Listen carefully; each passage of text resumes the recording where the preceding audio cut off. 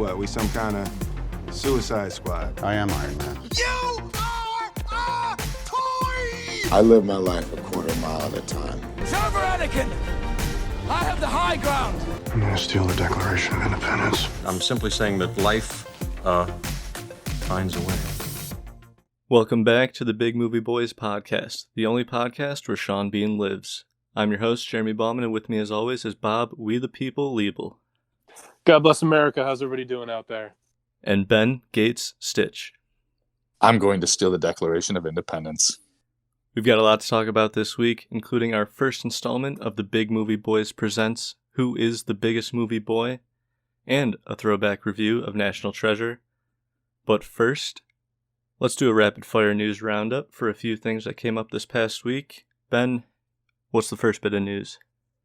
Yeah, so this week there was a new Space Force trailer, and it was also the first one I ever looked at, and it looks incredible. So it's the comedy series coming to Netflix on May 29th, and basically just the reason why I'm so into this is just the casting. Like Steve Carell in a comedy series again, just a bunch of faces like you see from like other HBO shows and just other great comedies. I just can't wait till this actually comes out because it's going to be a great spoof comedy on like the actual Space Force. I'm so excited about this. Jerry, what about you?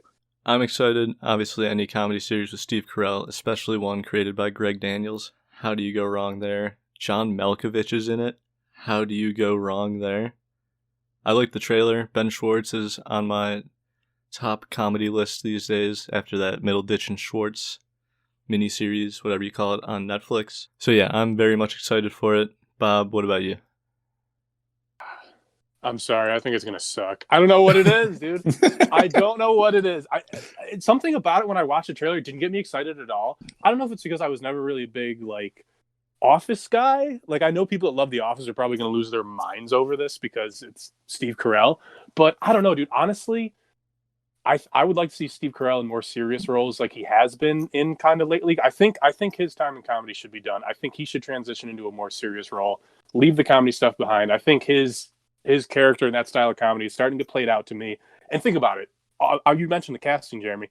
It's an amazing casting. Lots of great comedic actors are in it. But think about how often do things like that really play out where you stack the deck with a bunch of amazing actors and you're just like, and everything works out and it's perfect. I can't really think of it.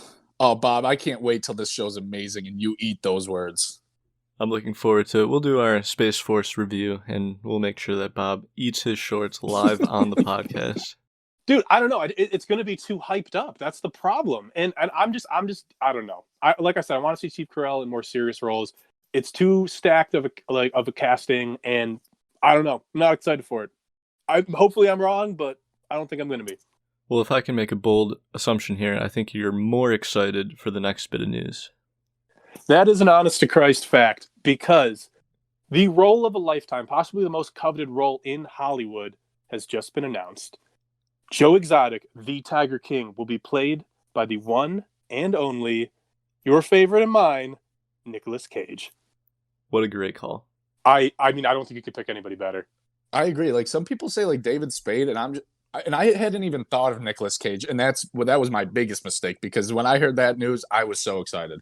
I had David Spade picked as well, just based on looks alone. I mean, I'm not saying he would have been the best fit for the role, but when the idea of a scripted Tiger King show came up, I'm like, well, if you're going just for looks, I think David Spade could probably pull it off. I made the same mistake of not immediately picking Nick Cage for every male role in Hollywood. But whoever did made the right call, in my opinion. Just imagine this in your head for one moment. Nicolas Cage's Joe Exotic Southern accent. Does that send shivers down your spine? It does to me. But also at the same time, I could see Nicolas Cage just being like, no, I'm just going to talk the way I always talk. I'm not even going to do an accent. I'm Nicolas Cage. I'm going to be Joe Exotic, but I'm going to look exactly like Nicolas Cage, sound exactly like him. I think we're going to see Nick Cage come out of his cage for this role. I think it's going to be a career-defining role. I'm ready for that one. I am sweating. Oh my God, I had that one locked and loaded. Do you think that Nicolas Cage is visiting Joe Exotic in prison right now just to get his method acting even deeper? Well, I don't know if he's visiting Joe Exotic, but he's probably in prison right now. I got to assume. Dude, I can't wait. Oh my God. Is there anything else about it, or was that the only announcement? Just that he's... all you need. That's all you need. Nothing else? Take my money now. Nicolas Cage as Joe Exotic. I just cash the fucking check. Yeah, I'll be honest. I didn't look into the story any further than the headlines. I mean, what more do you need? I'm like Bob said, I'm sold.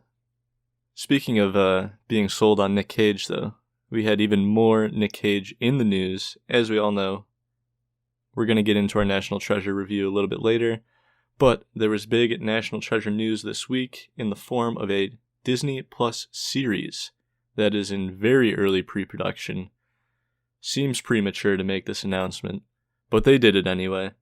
And on top of that, they confirmed what I thought were only rumors from earlier this year, that National Treasure 3, a third theatrical movie in the National Treasure franchise, is also in pre-production.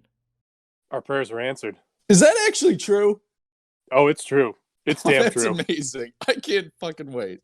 I was joking about it like weeks ago because we talk about Nicolas Cage a lot more than normal people should. We talk about once a National day. Treasure more than anyone should. We might be National Treasure super fans, and we bring it up all the time. It's like, God damn, why is there not a third National Treasure? And like, I did my Google research. I swear I look at this maybe like once every 3 or 4 weeks. And then when I saw the tweet that you sent to us, I was just like, this can't be real. Am I in a dream? I had to pinch myself.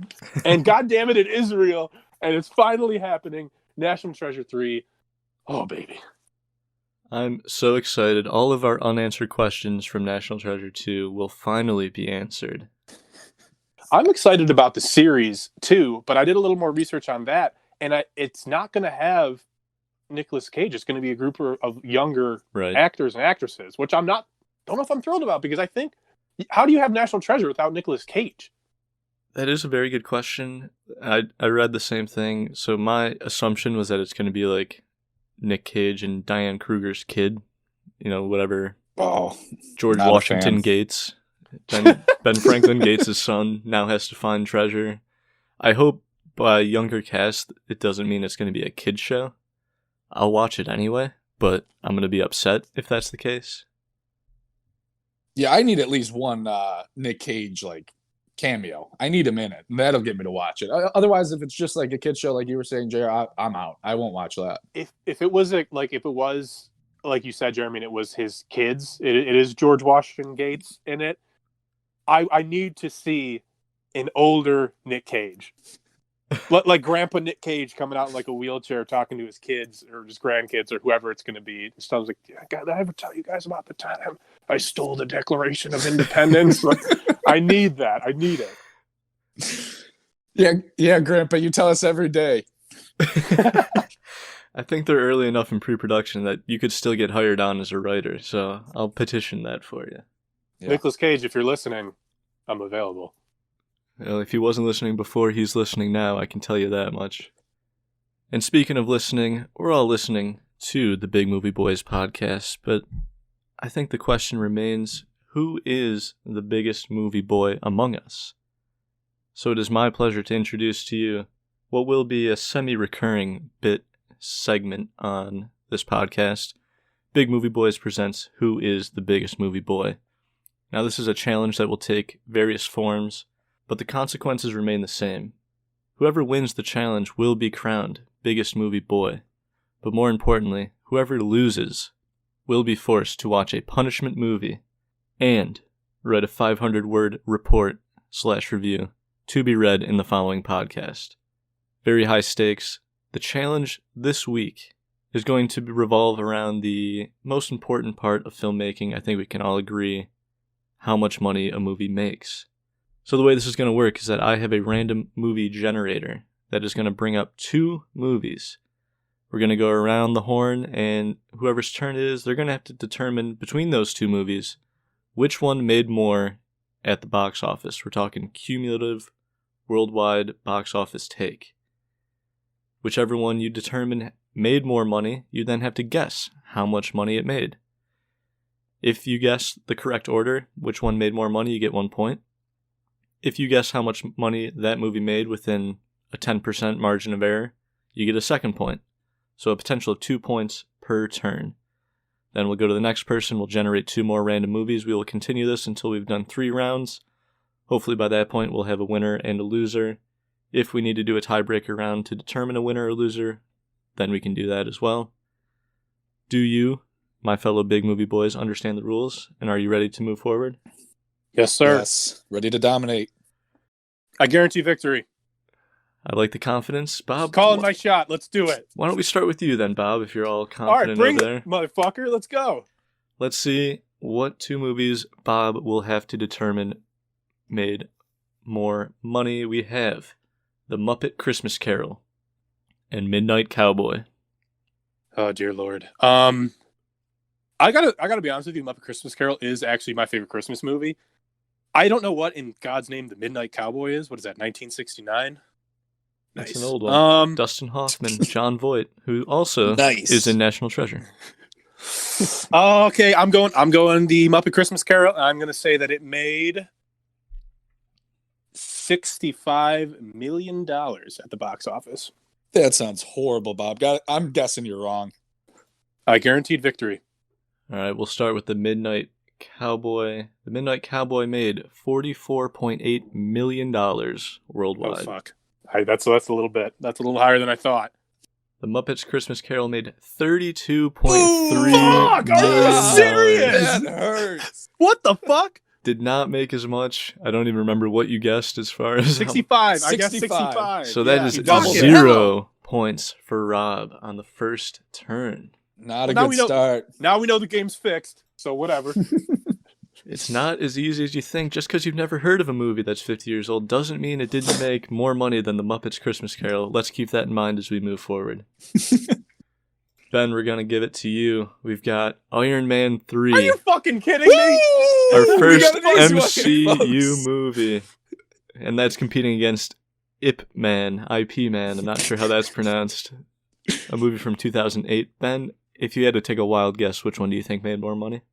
Okay, I'm a big Ip Man fan. Okay, so my heart wants to say that, but my gut is telling me Iron Man 3. I'm going to go with like $700 million. Iron Man 3, $700 million. I think that's a pretty good guess. Let's see what IMDb has to say about it. Ip Man comes in at $22 million. Wow, I'm kind of stunned it made that much. I'm not a box office expert, but I can tell you with absolute certainty that every MCU movie that has come out has made more than $22 million. Question is, how many points you getting here? Is it going to be 1 or 2? Because That's you definitely big. got it right. Iron Man 3 made $1.2 billion. Woo! at I'll the take the box 1 point. office. I'll take the 1 point. I can't believe it made over $1 billion because I didn't know that. Jeremy, you're the bigger Iron Man fan here, but that was not my favorite movie. It was the weakest of the Iron Mans for sure. A lot of people bag on Iron Man 2, which I think is good, but Iron Man 3, yeah, it made so much money. Wow. Okay, I'll take the 1 point though, and now Jeremy's up. All right, let's see what I got. We have Legends of the Fall from 1994 and Witness for the Prosecution, 1957. I gotta think Bob's getting screwed over here. I'm not too familiar with either of these movies, but Legends of the Fall has Brad Pitt and Anthony Hopkins in it. So I'm going to say Legends of the Fall made more money. It's rated R, so I'm going to say it made $50 million. It looks like Witness for the Prosecution made a booming $7,693. Dude, Wow. this shit is fixed. What the fuck is going? Wow, that's a tough round for Bob. So I'm pretty confident that I will have at least 1 point here. Let's see what we got. Legends of the Fall made $160.6 million. So I did get 1 point, but I was way off by a factor of 3 when it came to my guess for the total. So after one round, it is 1-1-0. Ben and I are tied. Bob is currently sitting in last place, but we got 2 more rounds to go and 2 new movies for Bob. We've got Pink Floyd, The Wall, 1982, and Midnight in Paris from 2011. Okay, both movies I've seen multiple times, so this shouldn't be an issue. It's not about how you start, it's about how you finish. So I'm pretty confident on this one. I'm going to say, all right, I'm going to go with Pink Floyd, The Wall, $102 million. Pink Floyd, The Wall for $102 million. Let's look at Midnight in Paris. Made $153 million. This doesn't look good. Are for you fucking kidding me? You could still get 1 point. You're definitely not going to get 2, though. That would be impossible. Let's see what Pink Floyd The Wall made. $22.2 million. Ooh, 0 points for Bob there. Bob, This shit's not fixed. off to a strong start. Don't worry, there's still plenty of movies to go. Ben, we're going to give you 2 new ones here. We've got The Lives of Others from 2006 and The Talented Mr. Ripley from 1999. 2 rated R movies. Okay, so for this one, I'm leaning towards Talented Mr. Ripley because I've seen it, and I've never even heard of the other one. And I'm going to go with Talented Mr. Ripley because Matt Damon's in it, and I'm going to go with $220 million.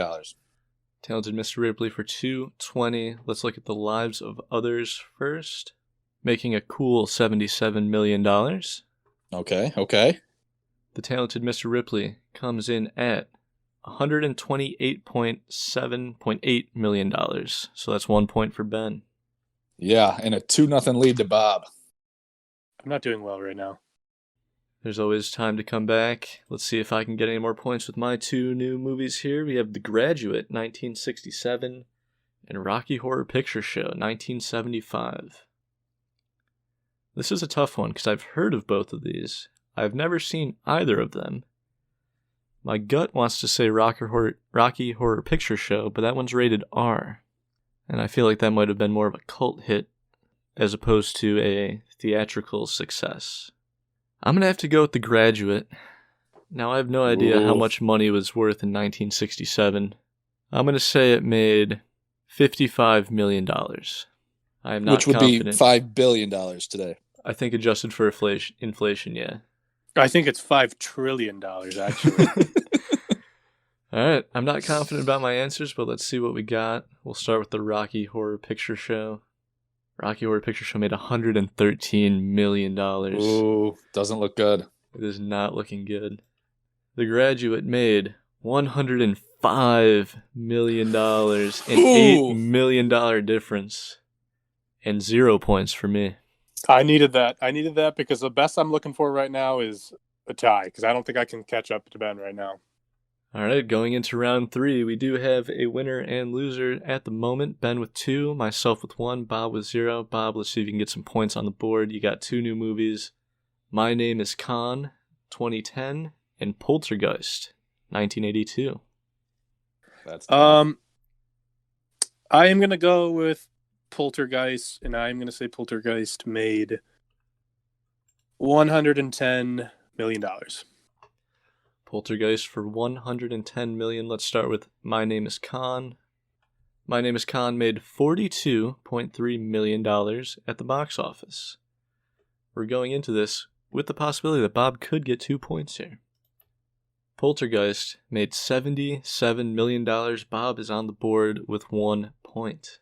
1 point. Tied with you, Jeremy. I know, I'm aware, and I don't like it. Let's go to Ben. He's got 2 new movies here. Both came out in 2009. We have Zombieland and The Secret in Their Eyes. Also, both rated R. Yeah, I'm going to do what I've been doing here and going with the one that I have heard of. So that means Zombieland. And I'm going to guess, I feel like this is on FX every other week, but that doesn't count for box office. I'm going to go with $80 million. That seems like a pretty sound guess. Let's go with The Secret in Their Eyes first, which made $42.6 million. I don't think it's a guarantee that Ben has 2 points or even 1 point at the moment. Let's see what Zombieland made. $102 million. Ben goes 3 for 3 with his rankings. Good enough for 3 points at the end of 3 rounds. This is a big one right here. If I get at least 1 point, then we have a definitive winner and loser. If I get both points, then Ben and I can duke it out to see who the biggest movie boy is. If I get no points, then we go to a sudden death overtime match between Bob and myself, and I really don't want that to happen. My 2 movies are Man on the Moon, 1999, and The Station Agent from 2003. I have never heard of either of these movies. Both rated R, so that doesn't help me at all. This is a total crapshoot for me. Wow, I hope you get 0 points and have to go to sudden death with Bob. Yeah, me fucking too. I am going to say Man on the Moon made more money. I'm going to say it made $30 million. Here we go. Moment of truth.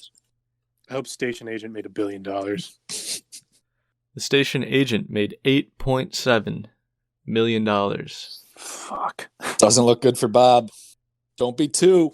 Man on the Moon made $47.4 million. Woo! That's good enough for 1 point. That makes, after 3 rounds, Ben has 3 points.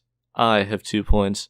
Bob has 1 point. Ben, congratulations. You are officially the biggest movie boy until the next Big Movie Boy challenge. Bob, you guaranteed a win. Hindsight is a hell of a drug. He guaranteed a win. He could not, in fact, pull it out. And we all know what that means. I have a list in front of me of 14 punishment movies. Bob does not know what is on this list or the order in which these movies are listed. So Bob, you can pick your poison. Choose any number 1 to 14 and we'll figure out what punishment movie you will be coming back and reporting on next week. This is a tall task. I don't think I've written anything in a number of years, so writing a 500-word essay is going to be pretty rough for me. I'm going to go with number 4. Number 4 is Cats. 2019's Cats. That's God. Now, I will say, it's not available to stream, but you can rent it for the cheapest rental price I've ever seen on Prime of $2.99. For a movie that came out 5 months ago, I think that's a steal. But I might as well just buy it. I might as well buy a fucking 4-disc collector's edition of Cats. Why not? Buy the album too. God damn it. Well, we can all look forward to Bob's review of Cats. And Ben and I can very much be thankful that we do not have to watch that movie. Bob, I wish you luck. I'm going to need it. Until next time, we have a biggest movie boy, rather. And hopefully you enjoyed this little friendly competition between us, because we would like to do it again in the future. Obviously, change the game up. We won't always be doing box office trivia. But until then, let's get into the meat and potatoes. Of course, I am talking about our review of National Treasure. National Treasure came out on November 19th, 2004. Directed by John Turteltaub, who also directed Cool Runnings, The Meg, and National Treasure 2. Written by Jim Kauf, who wrote Taxi, National Treasure 2, and Bob. Do you know what else he wrote? Rush Hour. He wrote Rush Hour. No way! Yes. How did he get that? I know I'm you're a a Rush fanatic, Hour super but that's fan, incredible. This guy's the best writer ever. Those are 2 of my favorite movies. He partnered with the husband and wife team of Cormac and Marianne Wibberley. They also collaborated on Bad Boys 2, The Shaggy Dog from 2006, as well as National Treasure 2. They got the whole band back together for that one.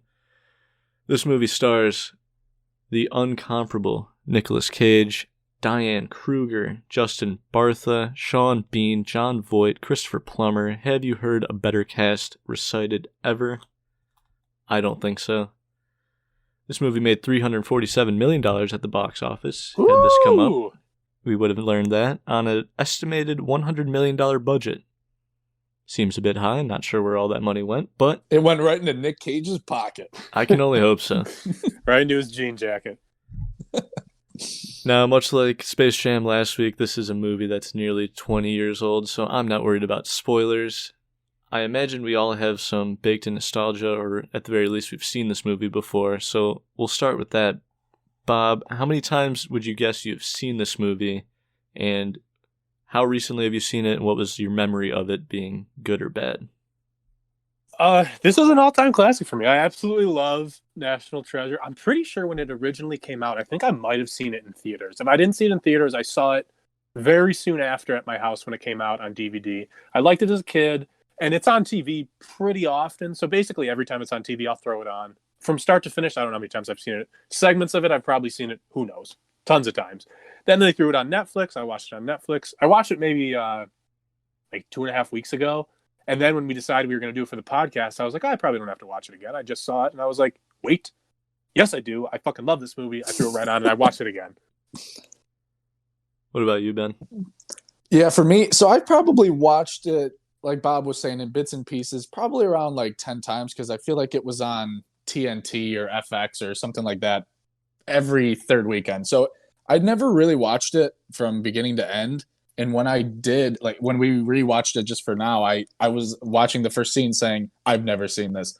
But like other than that, like it's my guilty pleasure movie. I feel like if it's on, like I'm not like bragging to everyone I love it, just to Perfect you guys more so. Guilty pleasure movie. Yeah, that's but a perfect description.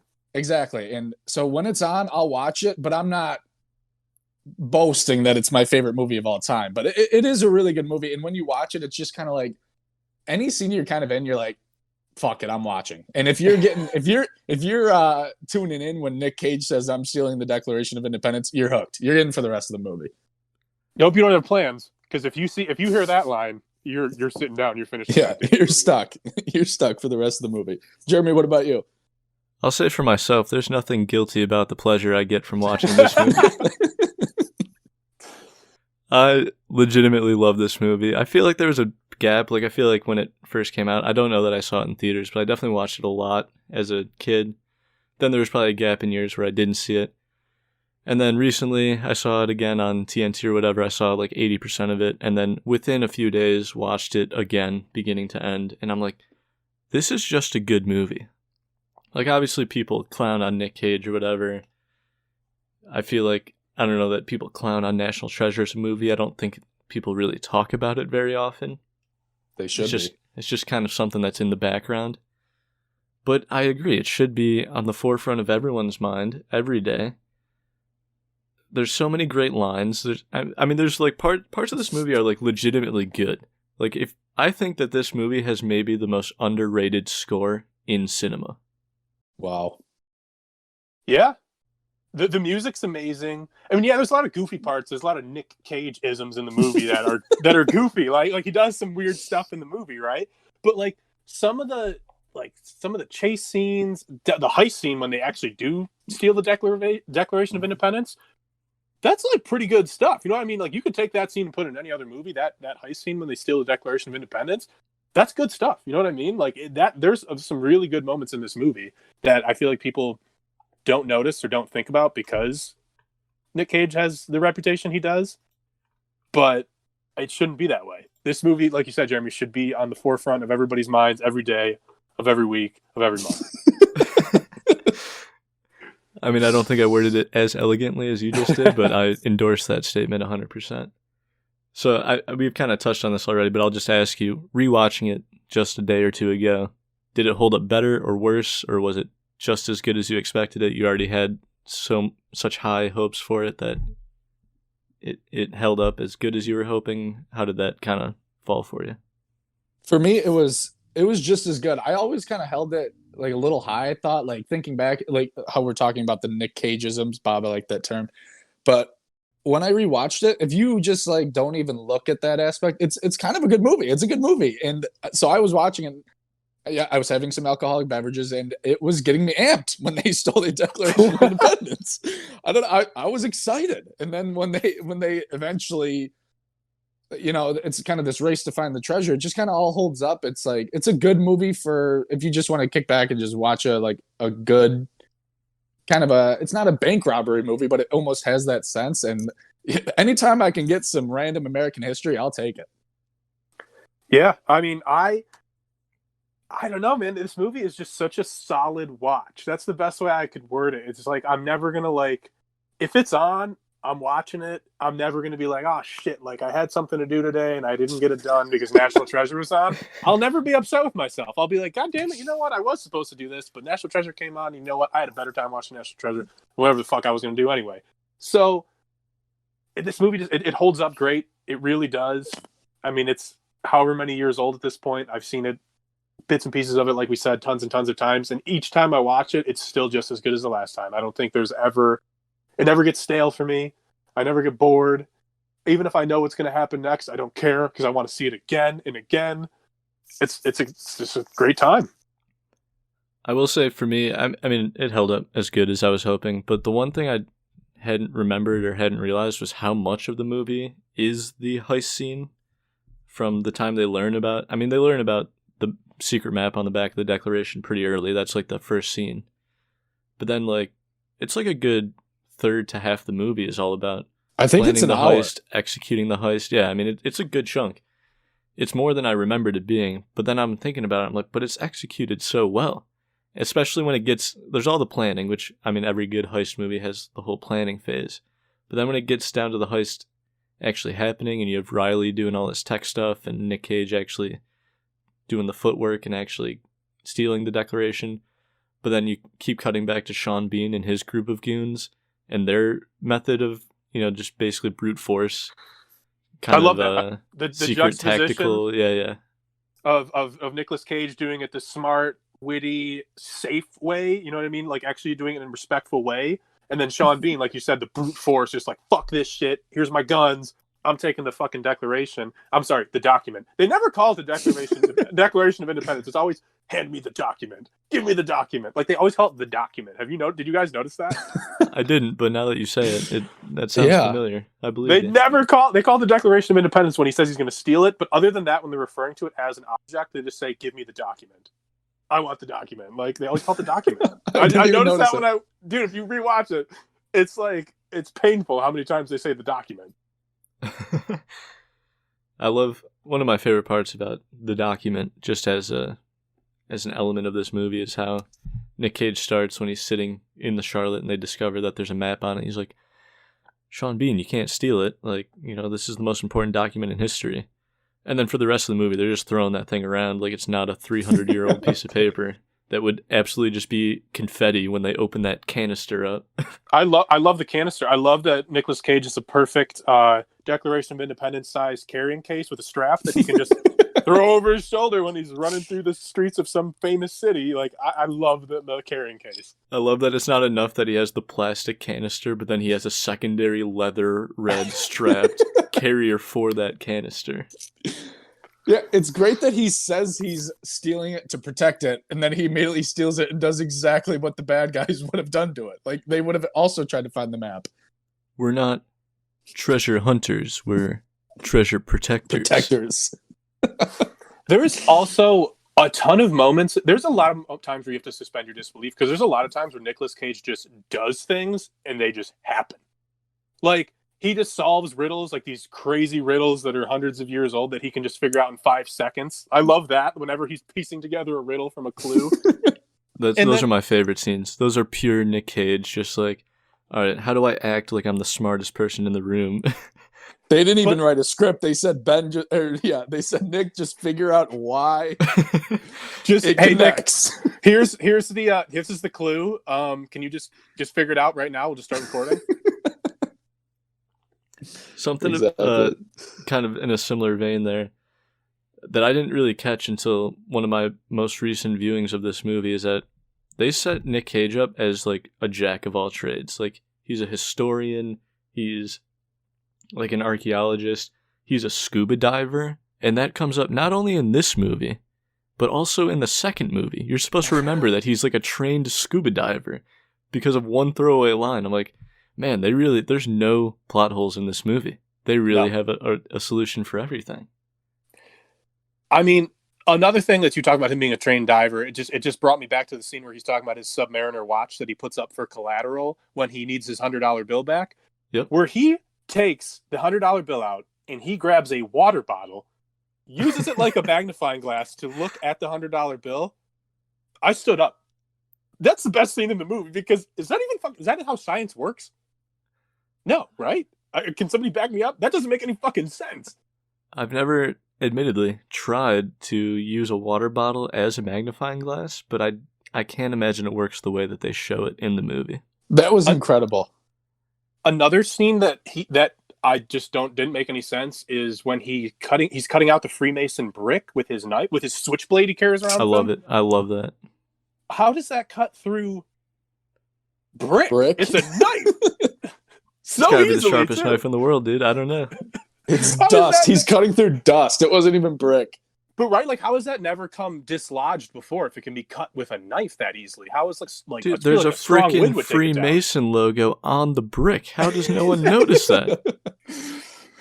Like, all these Freemasons, the smartest people in our country's history, they set up all these clues to hide this treasure. It's like, yeah, but then they put their logo on everything. Just to make it really easy once you're actually delving into finding the treasure. Another part that always confused me about the movie, this is the one thing that I was like, that doesn't seem true. The only part in the movie is when they're in, I think it was Philadelphia. This is around the time where he used the knife to get the Freemason brick out. And they're just like going around. You notice I noticed this when I was watching this. The bad guys are like, he's on Chestnut Street. Turn right up here. Like, he's headed towards City Hall. How the fuck do the bad guys know the layout of the city where they're naming street names? And they're all from England. It's like, how do they know the territory? They're all Russian or Another thing that makes no sense. Like, what do you think the timeline of this movie is? Like, how many days does this take place? Because they go from New York it's one to day. DC to Philadelphia, and at the end, Sean Bean goes to Boston. That's 4 cities that aren't super close to each other in the span of, like you said, Ben, one day, maybe? That's the way they Nick make it Cage seem. doesn't sleep in this movie. And then at the end, when he's when the FBI agent goes, someone's got to go to prison, Ben. He goes, you got a helicopter, and then they're just there. he's involved in capturing Sean Reed in this. It's incredible that they Why were was like, he there? you know what? Yeah, exactly. He could have stayed home. They didn't need Nick Cage to come out of the shadows to wink at him. Nick, you hang out over there behind that wall. I'll give you the signal when we get him, and then you can just come out dramatically.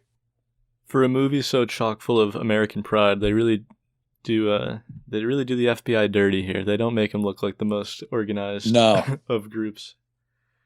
But I'll ask you this, because maybe I'm just a loser who loves this movie too much. But do you not feel either some sort of American pride or just an interest in history after watching this movie? Like, as soon as this movie ends and the credits start rolling, I'm like, I'm going to go back to school as a history major.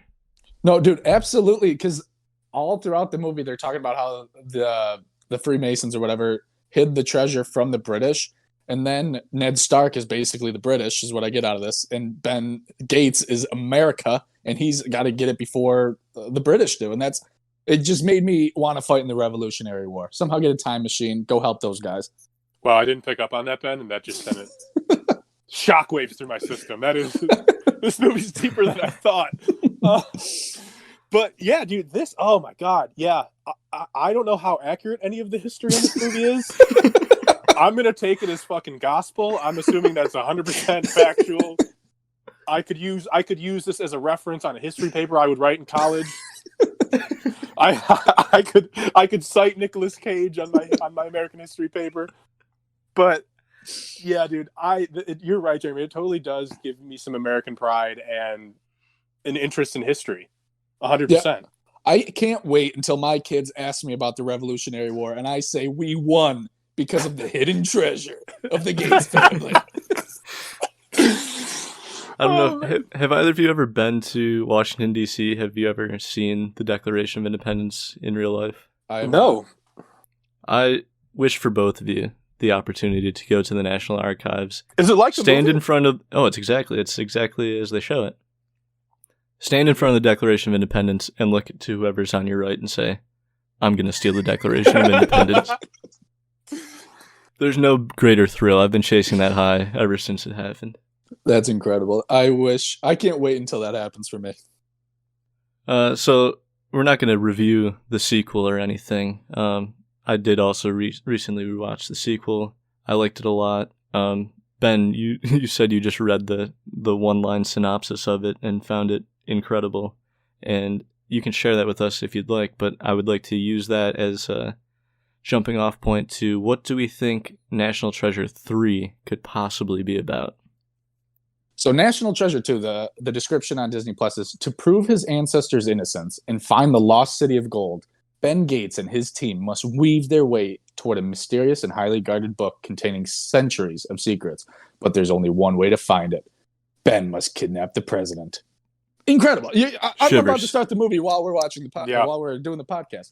Yeah, so my idea for National Treasure 3 would be that Ben Gates must travel through time and negotiate a better deal for the Louisiana Purchase. That's what I got for that. Oh man, A time travel element would make sense. Wouldn't surprise me in the slightest either. That seems real. See, here, real quick, here's the craziest thing about National Treasure 2 is that it's kind of like the American history portion is about the Lincoln assassination, but then it turns into finding the lost city of gold, which they like retroactively say is now where Mount Rushmore is. Like, the leaps in logic to get from the Lincoln assassination to the lost city of gold is so crazy that I'm trying to do like, what's the leap in logic they're going to make? What's the American history event that then leads to some huge treasure? Like, what could that possibly look like for National Treasure 3? I have my idea for National Treasure 3 that, I mean, sorry guys, might be a spoiler alert, because I'm pretty sure they're going to do this. So, basically, instead of, okay, so obviously National Treasure 1, we steal the Declaration of Independence. National Treasure 2, he has to steal the president. National Treasure 3, he has to break into Fort Knox. Ooh. So, I like it. That's where it begins and ends. I don't have anything else other than that. Yeah, admittedly, I don't have too much for my guess on National Treasure 3. I was thinking they're either going to go way back to like colonial America and Ben Gates's great-great-great-great-great-grandfather is still back in England or whatever, or they go a little bit more modern. So if we remember from National Treasure 2, the kind of cliffhanger is that the president requested Ben Gates to look at a specific page, but we as the audience don't know what was on that page. I think it was the JFK assassination, and it's all a cover-up to hide a treasure. Oh, absolutely it is. Oh, I love it. JFK was moments away from giving away one of the clues for the treasure, or he learned too much about the treasure, so he was assassinated by Ben Gates's uncle. wow. That might be the movie. I think that's what I hooked. said. Okay, Jeremy, if we piece together the part that you put in your movie about the JFK assassination and somehow bring in Fort Knox and having to break into Fort Knox, I think we got the movie. That's where the treasure can be. Yeah, Fort Knox is underneath is the treasure. And what they're storing in Fort Knox is all the money that they paid the Louisiana Purchase, but then they didn't pay it. They kept it in Fort Knox. I think we got it. I think somewhere in all of this, we basically pieced it together. Goddamn. Nick Cage, if you're still here, if you're listening from the beginning still, yeah, we're available. Well, I, for one, am very excited for National Treasure 3. It will likely be a long time before we get to see it. But you better believe, even if this podcast has been long dead for years, by the time National Treasure 3 comes out, that we will come back for one special reunion episode just to talk about it. And that's a Big Movie Boy promise. Any final thoughts on National Treasure from either of you guys? If you haven't seen it, get your shit together. Go fucking watch that movie right now. Yeah, I'm going to go rewatch it again right now. I think that's what we should all do, regardless of how soon you have seen it, how much you think you might like it or dislike it. If we've convinced you to do anything today, it's to be a good American and go watch National Treasure. Thank you all for listening, and remember... Wait, hold up. I have a really good idea. I mean, obviously there's National Treasure 3 coming up, but I'm already going forward. I'm thinking, what about National Treasure 4? What's going to come next? Now, here's my take. Nicolas Cage, by this point, he'll be like a seasoned treasure hunter. He's got to bring in a new guy to help out. Who is that new guy? The one, the only, motherfucking Mark Wahlberg. National Treasure 4, Battle for Boston. Mark Wahlberg somehow finds the fucking treasure. It's going to be under Fenway Park. Mark Wahlberg obviously is going to dig under there and find the treasure. Movie That writes sounds itself. incredible. Yeah, that movie writes itself. Netflix just gave you $20 million to just start writing it. Mark Wahlberg in National Treasure 4, Battle for Boston. Just start printing money now. Absolutely.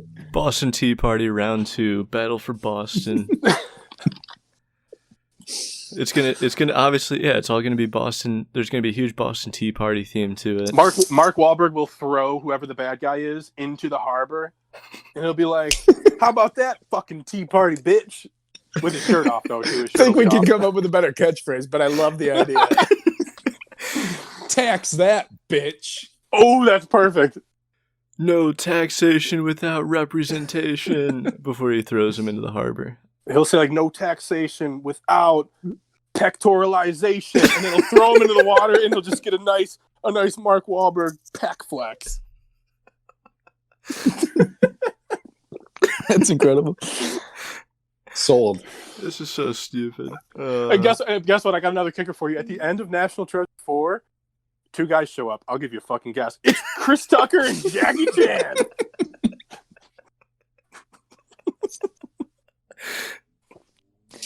Fuck, that's hysterical.